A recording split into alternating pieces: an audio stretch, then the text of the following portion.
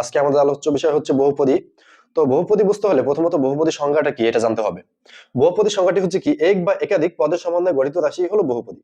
আচ্ছা, আমরা যদি একটা এক্সাম্পলের মাধ্যমে বিষয়টা দেখার ট্রাই করি, তাহলে একটা এক্সাম্পল হিসেবে আমরা লিখতে পারি, আচ্ছা, f of x is equal to a x cube plus a2 x square plus a3 x plus 9। আচ্ছা, এখানে আমাদের হচ্ছে কি, এক বা একাধিক পদের সমন্বয়ে গঠিত রাশিটি, তাই না? কাজে এটা একটা বহুপদী। তো যেহেতু এটা একটা বহুপদী, আমরা যদি আরেকটা এক্সাম্পলের মাধ্যমে একটু ভালোভাবে দেখার ট্রাই করি। আচ্ছা, তাহলে f of x is equal to a1 x1 plus a2 x square plus a3 x cube plus dot dot dot dot, অর্থাৎ অসীম পর্যন্ত বিস্তৃত এটা। আচ্ছা, তাহলে আমাদের এক নম্বর এক্সাম্পলটাকে আমরা বহুপদী বললাম, তাহলে দুই নম্বর এক্সাম্পলটা কি বহুপদী হবে? আচ্ছা, আমাদের দুই নম্বর এক্সাম্পলটি বহুপদী হবে কিনা এটা বোঝার জন্য বহুপদী হওয়ার যে কন্ডিশন এটা আমাদের প্রথমত জানতে হবে। তাহলে বহুপদী সম্পর্কে আমাদের আর কোনো ডাউট থাকবে না। আচ্ছা, ঠিক আছে। তো এই ডাউট ক্লিয়ার করার জন্য বহুপদী হওয়ার কন্ডিশন, আচ্ছা, প্রথমত আমাদের হচ্ছে বহুপদী হওয়ার যে কন্ডিশন সেটা খুব ভালোভাবে বুঝতে হবে। তাহলে আমাদের বহুপদী নিয়ে আর কোনো ঝামেলা থাকবে না। তো কন্ডিশনের মধ্যে এক নাম্বার কন্ডিশন, বহুপদী হতে হলে আমাদের বহুপদীতে চলকের সংখ্যা, চলকের পাওয়ার, অর্থাৎ প্রত্যেকটি পদে চলকের পাওয়ার অঋণাত্মক পূর্ণ সংখ্যা হতে হবে।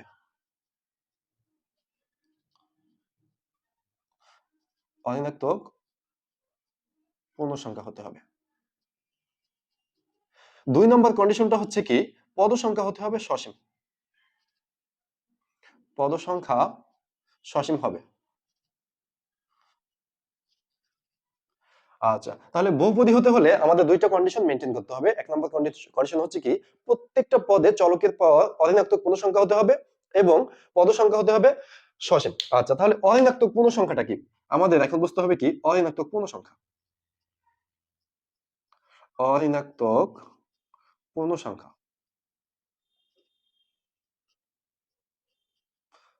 আচ্ছা, অঋণাত্মক পূর্ণ সংখ্যাটা হচ্ছে বেসিক্যালি শূন্য সহ সকল ধনাত্মক সংখ্যা, অর্থাৎ শূন্য সহ সকল স্বাভাবিক সংখ্যাই হচ্ছে অঋণাত্মক পূর্ণ সংখ্যা। সকল স্বাভাবিক সংখ্যা, অর্থাৎ শূন্য সহ সকল স্বাভাবিক সংখ্যাটাই হচ্ছে অঋণাত্মক পূর্ণ সংখ্যা। আচ্ছা, তার মানে কি অঋণাত্মক পূর্ণ সংখ্যাটা হচ্ছে কি 1 2 3 ইত্যাদি ইত্যাদি হচ্ছে অঋণাত্মক পূর্ণ সংখ্যা। আচ্ছা, তাহলে আমাদের এই কন্ডিশন দুটো যদি মেনটেন করে তাহলে তাকে আমরা বহুপদী বলতে পারবো, আর যদি কন্ডিশন দুটো মেনটেন না করে তাহলে বহুপদী হবে না। তো আমাদের এক নাম্বার এক্সাম্পলটা ছিল কি, এক নাম্বার এক্সাম্পলটা ছিল x³ + a2 x² + a3 x + 9। এটা একটা বহুপদী। কেন এটা বহুপদী? কারণ এখানে চলকের পর প্রত্যেকটা পদে পূর্ণ সংখ্যা আছে, হ্যাঁ, অর্ধেক পূর্ণ সংখ্যা আছে। আচ্ছা, এবং পদ সংখ্যাটা হচ্ছে সসীম, এখানে পদ সংখ্যাটা কাউন্টেবল, এটা গণনা করে শেষ করা যাবে। একই ভাবে আমরা যদি দুই নম্বর এক্সাম্পলটা দিকে দেখি তাহলে দেখবো কি, এখানে চলকের পর অঋণাত্মক পূর্ণ সংখ্যা, ঠিক আছে, আমাদের একটা কন্ডিশন মেনটেন করে, কিন্তু আমাদের দুই নম্বর কন্ডিশনটা ছিল কি পদ সংখ্যা সসীম হতে হবে, কিন্তু আমাদের দুই নম্বর এক্সাম্পলে পদ সংখ্যাটা সসীম না, এটা অসীম পর্যন্ত বিস্তৃত। যেহেতু এটা পদ সংখ্যা সসীম নয়, কাজে এটা বহুপদী হবে না। আশা করি বহুপদীর বিষয়টা সবার কনসেপ্ট ক্লিয়ার হয়েছে। তো আরো ভালোভাবে বহুপদীর কনসেপ্ট ক্লিয়ার করার জন্য আমরা আরো কিছু এক্সাম্পলের মাধ্যমে এটা বোঝার ট্রাই করি। তো আরো কিছু এক্সাম্পলের মাধ্যমে যদি দেখতে যাই তাহলে, আচ্ছা, আমরা আরো কিছু এক্সাম্পলের মাধ্যমে বিষয়টা বোঝার ট্রাই করি। আচ্ছা, মোর এক্সাম্পল।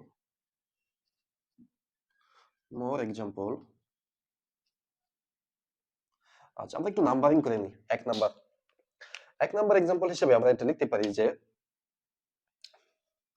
x² + 5x + 9। আচ্ছা, একইভাবে দুই নাম্বার এক্সাম্পল হিসেবে আমরা একটা এক্সাম্পল লিখি যে 5।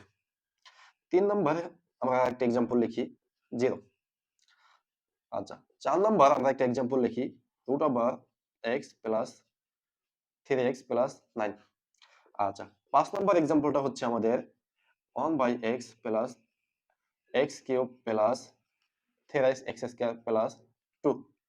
আচ্ছা, আমরা পাঁচটা এক্সাম্পল লিখলাম। তো এই পাঁচটা এক্সাম্পল যদি আমরা বুঝতে পারি তাহলে বহুপদী সম্পর্কে আমাদের যত ডাউট আছে আশা করি প্রত্যেকটা ডাউট আমাদের প্রপারলি ক্লিয়ার হয়ে যাবে। আচ্ছা ঠিক আছে। তো আমাদের এক নাম্বারটা কি ছিল? এক নাম্বার এক্সাম্পলটা দেখো, এটা এক নাম্বার এক্সাম্পলে আমাদের বহুপদী, এটা বহুপদী, এটা দেখে বোঝা যায়। কেননা এখানে পদ সংখ্যাটা সসীম, চলকের পাওয়ার হচ্ছে কি অঋণাত্মক পূর্ণ সংখ্যা, অর্থাৎ ধনাত্মক সংখ্যা হচ্ছে চলকের পাওয়ার। একইভাবে আমরা যদি দুই নাম্বার এক্সাম্পলটা দেখতে যাই, দুই নাম্বার এক্সাম্পল এখানে একটা 5, একটা ধ্রুবক পদ দেওয়া আছে। আচ্ছা 5 এর সাথে আমরা চাইলে একটা অন গুণ করতে পারি, তাতে 5 এর মানের কোনো পরিবর্তন হবে না। আচ্ছা, তাহলে এটাকে 5 ইনটু x টু দি পাওয়ার 0 লেখা যায়, অর্থাৎ এখানে x এর পাওয়ারটা হচ্ছে কি শূন্য। কাজে এটাও একটা বহুপদী হবে, কারণ বহুপদীর কন্ডিশনটা কি ছিল? চলকের পাওয়ার শূন্য সহ সকল ধনাত্মক সংখ্যা বা স্বাভাবিক সংখ্যা হবে। কাজে এখানে শূন্য আছে, এটা একটা বহুপদী। আচ্ছা, শূন্যটা কি বহুপদী হবে? আচ্ছা, শূন্যটা কি বহুপদী হবে কিনা এটা বোঝার আগে আমরা হচ্ছে 4 নাম্বারটা এবং 5 নাম্বারটা একটু বুঝে আসি। আচ্ছা দেখো 4 নাম্বারটা, 4 নাম্বারটা আমাদের হচ্ছে প্রথম পদ যদি দেখি, এখানে আছে কি রুট ওভার এক্স। আচ্ছা, রুট ওভার এক্স কে আমরা কি লিখতে পারি এক্স টু দি পাওয়ার 1/2, অর্থাৎ x to the power half. Root over x এর মান কত? X to the power half, sorry x to the power half, plus পরে কি আছে 3x প্লাস 9। আচ্ছা, এখানে আমাদের প্রত্যেকটা পদ নিয়ে আমাদের চিন্তা করতে হবে, প্রত্যেকটা পদে কাউন্ট করতে হবে। আমরা যদি প্রথম পদটা দেখি, আমাদের প্রথম পদে কি চলকের পাওয়ারটা পূর্ণ সংখ্যা না, এটা একটা ভগ্নাংশ সংখ্যা। 1/2 মানে কি এটা একটা ভগ্নাংশ সংখ্যা, কাজে এই পদে যেহেতু নাই, এটা বহুপদী হবে না, বহুপদী হওয়ার কন্ডিশনের মধ্যে এটা নাই।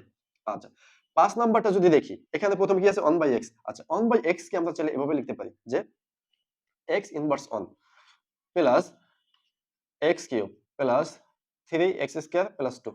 অর্থাৎ এখানে আমাদের প্রথম পদেই কি আছে? চলকের পর ঋণাত্মক সংখ্যা আছে, কাজে এটা বহুপদী নয়। আশা করি এটা বুঝতে পারছো। এখন দেখো শূন্যটা কি বহুপদী হবে? শূন্য বহুপদী হবে কিনা এটা আমাদের বুঝতে হলে আমরা একটু ভালোভাবে একটু দেখার ট্রাই করি যে শূন্যটা কি বহুপদী হবে কিনা।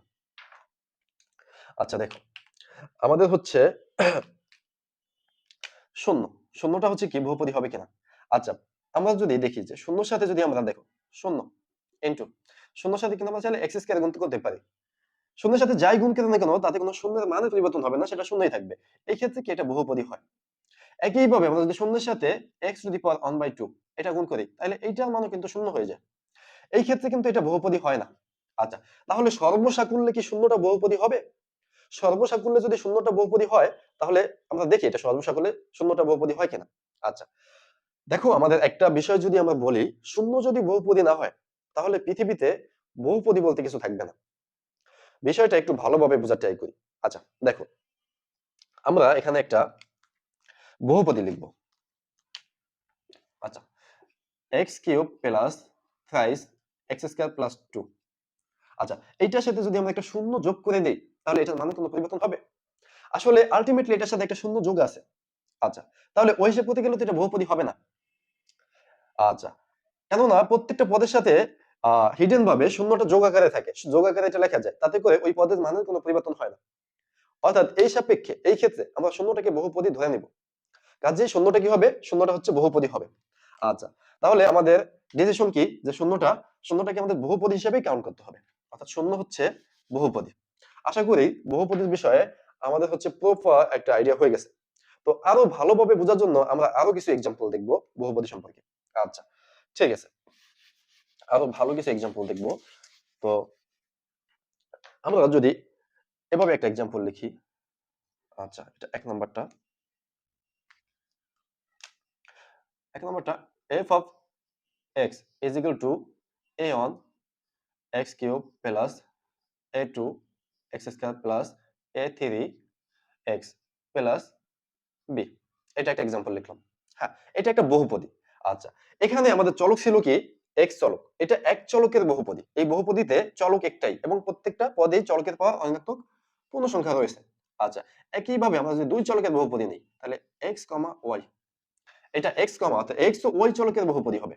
তো এইটা যদি বুঝতে যাই, তাহলে এটা হবে x square y square plus আচ্ছা 9 x cube y to the power 5 plus 5। আচ্ছা, এটা একটা বহুপদী, এটাও একটা বহুপদী হবে। আচ্ছা, তাহলে এইটা বহুপদী যে হবে, এই বহুপদীতে চলক হচ্ছে দুইটা, x এবং y, অর্থাৎ পদার্থ বহুপদী হচ্ছে দুই চলকের বহুপদী। একইভাবে এরকম ভাবে তিন চলক, চার চলক, মানে এটসেট্রা আমাদের বহুপদী বিভিন্ন চলকের হতে পারে। আচ্ছা, আশা করি এই বিষয়টা বুঝতে পারছো। আচ্ছা, তাহলে আরেকটু এক্সাম্পলের মাধ্যমে আরেকটা এক্সাম্পল দিচ্ছি। আমরা আরেকটা দুই চলকের এক্সাম্পল নেই, x, y। আচ্ছা, তাহলে 3 x square y to the power 6 plus 9 x square by y square plus 3। আচ্ছা, তাহলে এইটা কি আমাদের 3 নম্বর এক্সাম্পলটা কি বহুপদী হবে? আচ্ছা, এটাকে যদি একটু ভাঙিয়ে লিখি তাহলে এটা এভাবে লেখা যায় 3x square y to the power 6 plus 9x square y inverse 2 plus 3। অর্থাৎ এটা প্রথম পদে হচ্ছে আমাদের চলকের পর অঋণাত্মক পূর্ণ সংখ্যা, কিন্তু দ্বিতীয় পদে দেখবো কি ওই চলকের পরটা হচ্ছে কি -2, অর্থাৎ এটা ঋণাত্মক সংখ্যা চলে আসছে, কাজে এটা বহুপদী হবে না। তাহলে বহুপদী হতে হলে সর্বসাকুল্যে আমাদের প্রত্যেকটা পদে আলাদাভাবে প্রত্যেকটা চলকের পাওয়ার অঋণাত্মক পূর্ণ সংখ্যা হতে হবে, তাহলেই আমরা তাকে বহুপদী বলতে পারবো, আদারওয়াইজ সেটা বহুপদী হবে না। আশা করি যে বহুপদী সম্পর্কে তোমাদের যত ডাউট ছিল সব ক্লিয়ার হয়েছে।